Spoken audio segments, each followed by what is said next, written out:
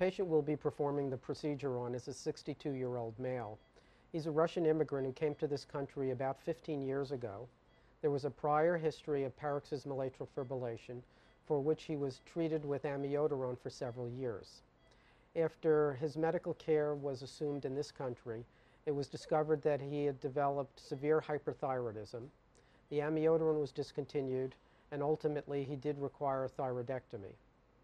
After several years, the atrial fibrillation returned and was progressive, and he was then treated with sotalol, which partially suppressed him over a 1 or 2 year time period, but then he began to recur despite increasing doses of the sotalol.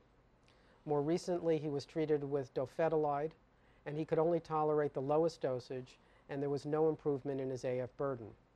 Over the last 1 year, he has experienced paroxysmal atrial fibrillation with symptoms of very rapid and irregular heart beating and dyspnea and weakness, and it occurred every other week, lasting anywhere from 12 to 96 hours with multiple ER visits. He has been treated only with a beta blocker of late and warfarin.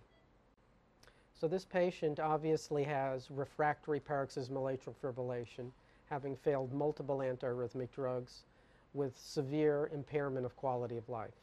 He is paroxysmal, and we will be performing a complete pulmonary vein isolation.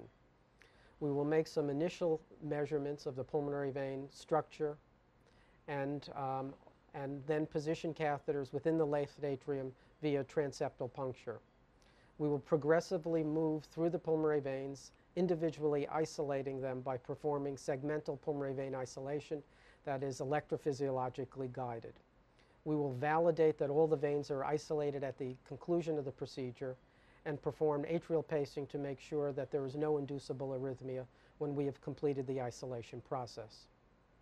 Today, I will be ably assisted by our superb nursing team, including Sue, Anders, Dolly, and our head nurse, Tess.